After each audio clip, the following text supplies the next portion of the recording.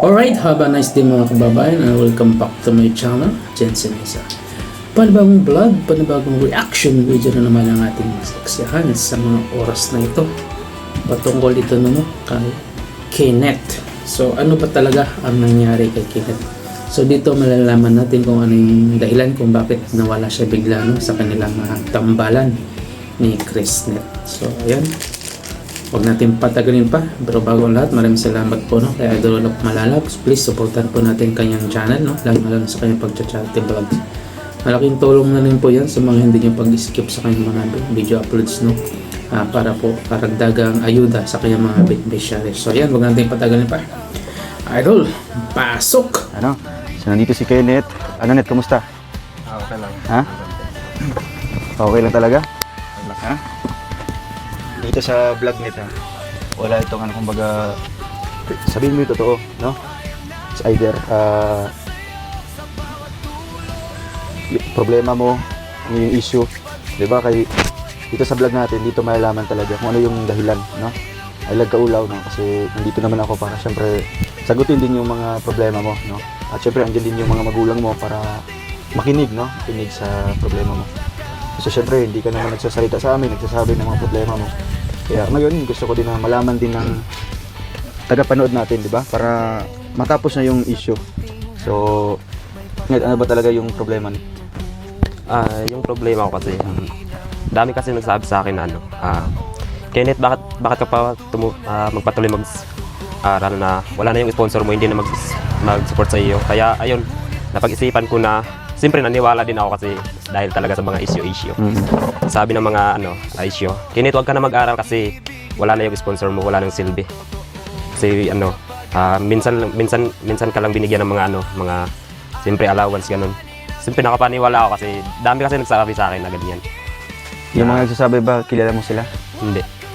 Saan mo sila nakilala? Sa Facebook lang? Facebook lang, kaya naniwala ako sa marami. Mga ilan sila nagchat sa'yo? Siguro mga 20 sila ka. Tapos, pagkatapos kong umuwi dito, binablock ko sila kagad, tapos delete conversation ko. Tapos wala na akong na-remember kung sino yung nakilala ko doon. Kahit isa lang? Oo, isa lang. Na-block ko kasi lahat sila. Kasi ayaw ko kasi magkaroon ng problema. Hindi, makikita yan sa blacklist. Hindi ko na makikita. Sinecheck ko kasi unblock ko sana, hindi ko na makikita. Makita yan. Kung naka-block sila, makikita yan sa naka-block. Din yung mga pangalan nila. So, pwede mo sabihin sa akin kung sino-sino sila, no? So ito lang yung kumbaga nung nalaman mo or nabasa mo yung mga chat nila, ano yung napagdesisyonan mo? Naniwala ka kaagad sa kanila? Oo, naniwala. Bakit naniwala ka? Kasi para kasing totoo kasi minsan lang kasi na-update yung sponsor ko sa akin, kaya naniwala ako. Ayun. So kumbaga sino ba yung dapat mong paniwalaan? Yung sponsor mo, kami, or yung taong hindi mo kilala? Siyempre, sa'yo naman ako maniniwala kasi dun naman ako galing sa inyo, kaya sa'yo ako maniniwala. Pero bakit di ka nag-open sa amin about tungkol sa problema na gano'n? Kasi ayaw ko kasi may madami sa problema ko, kaya ako dapat, kung may problema ako lang yung makakaano. Minsan kasi may problema ako, hindi rin makaalam yung mga magulang ko pag may problema ako. Sa akin lang talaga. So nakakatulong ba yan na hindi mo pag-share sa ibang tao? Hindi talaga. Di ba? Hindi. Paano ka mabibigyan ng payo, advice, pag sinasarili mo lang ng problema? Di ba? So una sa lahat, di mo sila kilala, no? Malay natin, mga basher yan sila, So kasi ang basher, Kenneth, wala silang ginagawang tama, Ang ginagawa nila puros kasiraan, di ba? Ganito, sinisira ka sa sponsor, sinisira ka sa amin. Isa pa ang ginagawa nila para ma-brainwash yung utak mo. O, di ba? So ngayon nagtagumpay sila, no? Kaya nituo ka sila, ha?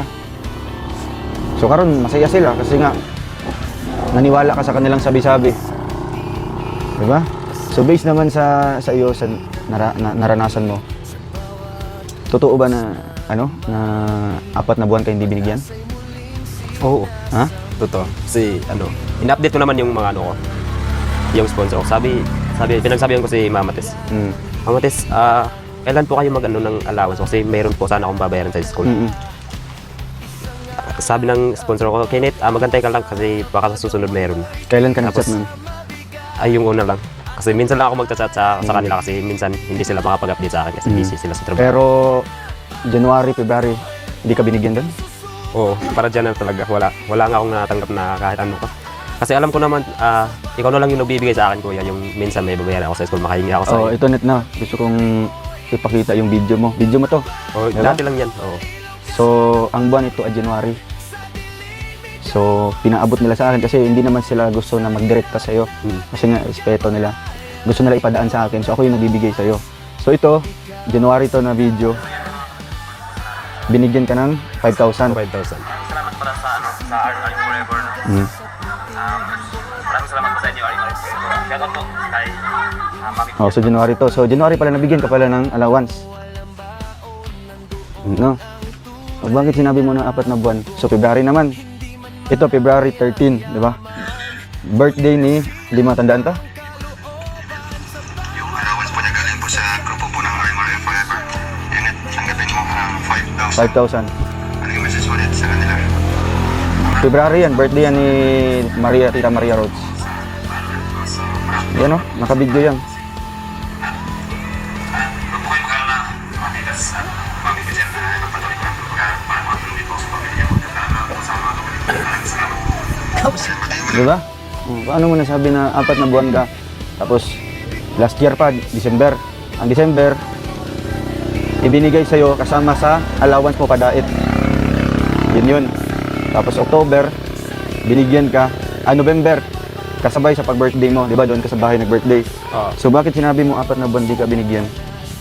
Ano kasi, hindi na kasi yung sponsor ko kasi hindi nag-update. Apat na ba? Kahit di sila nag-update, pero kapag may binibigay ako sa iyo na ito 5K galing sa RMRM, sa kanila yung galing. No? Kasi gusto nila every month makapagbigay sa iyo ng allowance, di ba? Kasi 5K yung allowance nila every month. No?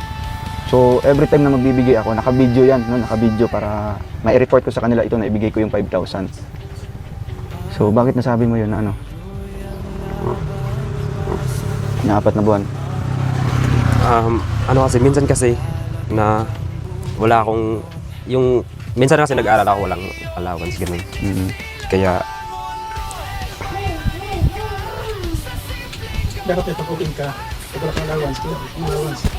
Di ba, minsan nagchat-chat ka sa akin, no? Kahit nasa Malalag kami. Yan, sabi ko, saan yung Gcash mo net? Nagpapadala ko kay 200, 300 para pambayad mo sa ano. school. So, kaya ginawa ko yung Chrisnet, di ba? Love team nila. Para every time na may vlog, may 2,000 ka doon. Di ba? Pagkatapos ng vlog, net, pang allowance mo. Nakakatulong yun sa'yo, hindi lang para sa'yo, kundi sa pamilya pag uwi ka dito. Di ba? Every time na may vlog kami diretso na sa bahay, tapos ikaw, uuwi dito. Ako, maganda yun para may pambili siya ng bigas yun pag uwi sa kanila. So, nakailang part na sa Chrisnet? 7. Di ba? Bawat vlog sa 2K, 14,000. Di ba? 14,000 na. O, kaya natutuwa ako kasi sinusuportahan nila yung love team nyo. Di ba? Kasi sa love team na yun, makakatulong yun sa pang-araw-araw niyo dito. Di ba? Bakit naubusan ka ng allowance? Pero ano kasi, yung binigyan mo sa akin na 2K, hindi ko rin yun pinag-iipunan. Siyempre may magulang ako, bigyan ko din ng pang-bigas. Binibili mo sa bigas. Tapos mag-iwan lang po ako ng pangbayad ng sa school ko. Ganun. Which is tama naman yun. Pero kapag ka umuwi ka dito, may mga bitbit kang bigas. Meron po akong bitbit bigas tsaka kape. Lahat po, dala ko dito sa bahay namin. Pero ang issue kasi dito, no, na kumbaga ako kasi yung naging masama dito na siyempre sa akin pinapadaan yung pera ng sponsor. Tapos ang pinapalabas mo na 4 na buwan ka hindi binibigyan ng allowance. Bakit naging ganun, Kinit? Sino yung may dito, may problema? Di ba? Hayaan mo yung mga sponsor pag di sila makapag-chat. Ang importante doon, makapagbigay sila sa iyo buwan-buwan. Di ba? So ayan no, narinig natin sinabi ni Kenneth yun pala yung dahilan niya. Sus ko, pinuo. At pa kasi naniwala siya sa mga sabi-sabi. Alam naman natin ang mga bashers na yan ay walang ginagawa kundi siraan ang kanilang mga ayaw nilang makita. No? Kumbaga naiinggit sila sa success ng iba. Kaya yun, si Kenneth nakita nila. Siyempre bagwa lang sa Sokmel or sa social media. Kaya yun, tinira na rin mga beneficiary na Edrowell. So wala tayong magagawa dyan. Lahat dumadaan dyan, lang may mga channel, mararanasan nila yun. So ano naman ang masasabi ng kanyang mga magulang no, sa nangyari, sa ginawa? Tay, ano po yung masasabi niyo po, Tay? Itong problema po. Kaya ko lang kasultian sir, bahin sa tangkini. Wala jud ko kuan ani, wala jud ko kay balo. O sige siya ulit diri sir, tinuod yun na nga anang inyong gihatag nga allowance. Upalit yun na siya bugas, kape, unsa pa diha ihatag sa kuha, ibilin. Di paminaw na ko sir, kuan ang ihatag ninyo sa iya. Upalit siya og hapsak kanang tunga sa sako nga ibilin niya diri sa moa. Mao na nga kasagaran usay po siguro nga ang iyang allowance, ang iyang 5,000 murag maalangan nila ba mahurot-hurot na. Na mao siguro na nga makaingon siya nga anang kuan. Kaya usay mo uli siya dire, wa gyud ko ikatag sir.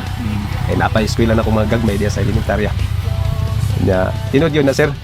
Pero kanang bahin sa problema nga kuan, wala wala gi kuan sa sponsors upat ka bulan. Wala gyud ko kay bawa na sir kung sa ilang mga problema kay di man gyud ko kamaog cellphone.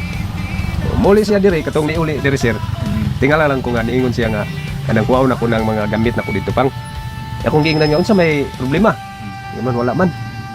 Ari ako pong giingnan sir kay mas maayo siguro nga imong sang kuwaw dito kay wa pa man kay klase. Tabang-tabang sa sakwa. O trabaho. Maura na ako sir kay kanang bahin anang mga kung sa kanang gipang istorya siya wa gyud koy kuan ana sir. Nya wa gyud ko kay bawa na. Bahin anang nagbinuang sa iya. Pero katupod siguro tawag sa iya mo nagbinuang siguro na sir. Yan simple gi unsa lagi butangan ba? Butangan ka. Maura na ako sir.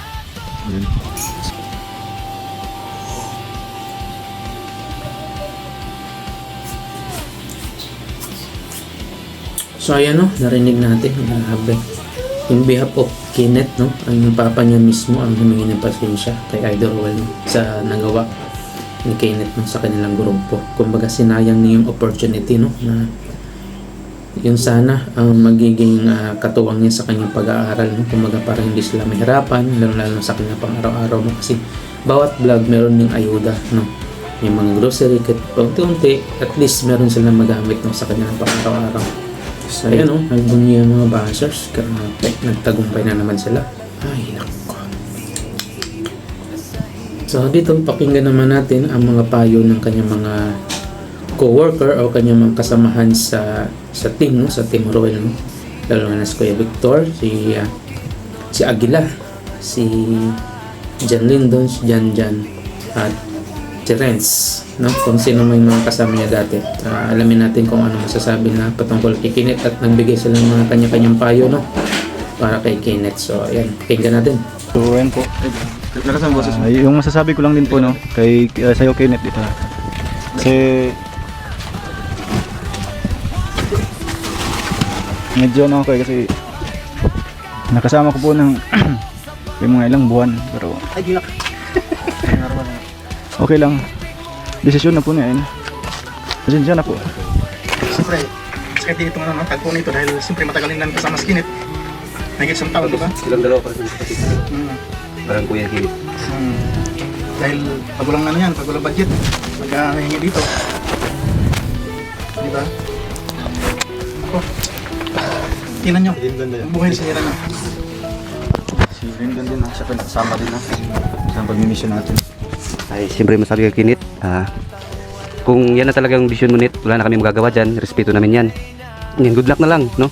Pagbutihin mo na lang, kung kapag-aral ka next year, sa next pasukan na, pagbutihin mo lang, and then magsipag ka para sa mga magulang mo. Hindi, nandito kami kahit ganun, walang samaan ng loob. Pag mapunta kami dito, punta ron, siyempre parang ganun pa rin yung samahan natin, tropa, ganyan.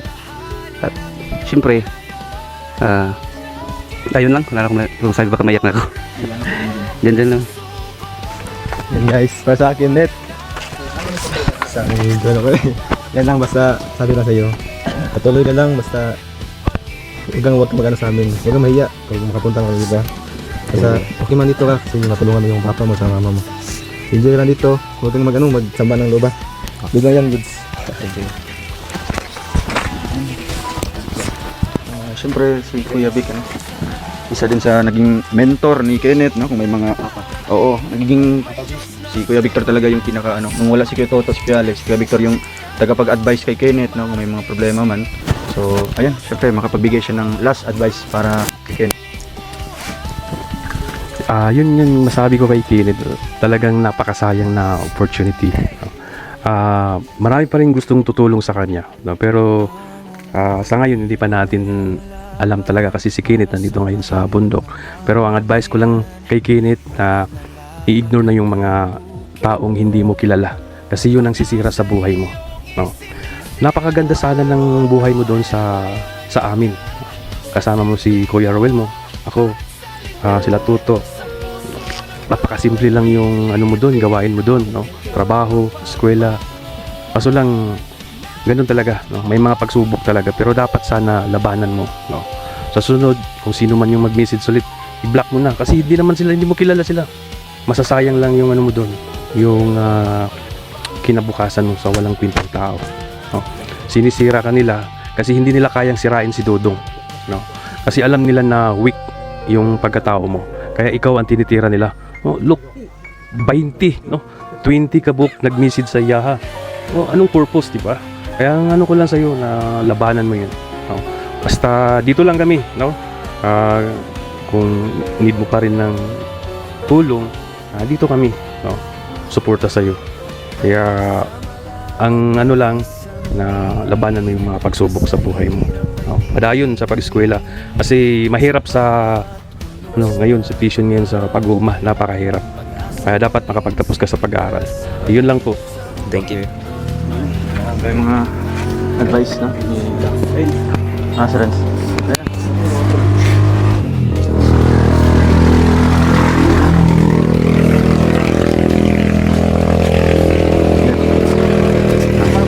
Pwede ba tumayo ka nito? Ikaw sana yung nakita ko na lakas loob ko na nagsama kay Rowel kasi katutubo kita. Pero ngayon, naniniwala ka sa mga sinasabi ng mga tao. So, ngayon, desisyon mo na. So, Net, mag-ingat ka, Net. Yung kabaitan mo, huwag mong, magpakabait ka lang. So, ngayon, hindi ka na namin magkasama. So, yung pagturingan sa'yo bilang kapatid na rin. Ako, bago pa lang ako. At nauna ka sa akin. Dapat ako ang magsusunod sa anong gusto niyo. May papayo ko lang sa inyo. Kung may mga basher ka man at may mag-message sa iyo na kahit mga kilala mo, basta makita mo na makasira sa buhay mo, huwag ka na maniwala sa kanila. Kaya lang, mag-ingat ka palagi.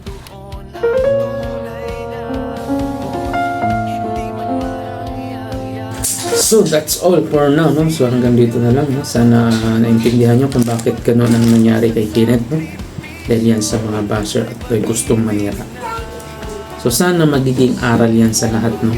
Lalo na sa mga naniniwala agad, no? Na naninira sa kanila. So sa world of social media, kailangan aware kayo dyan sa mga ganyang bagay na ikisisira ng inyong buhay. So hanggang sa muli, paalam, bye, I'm out.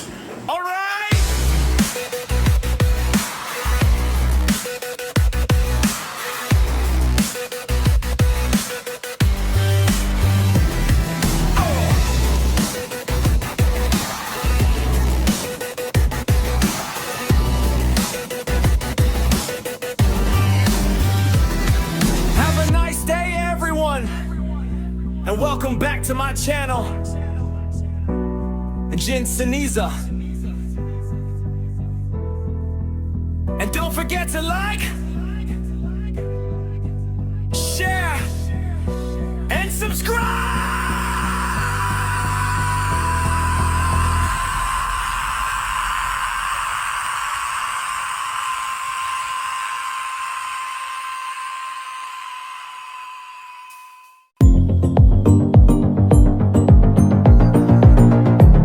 That's all for now.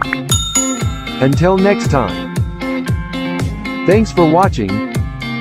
And don't forget to like, subscribe, and share.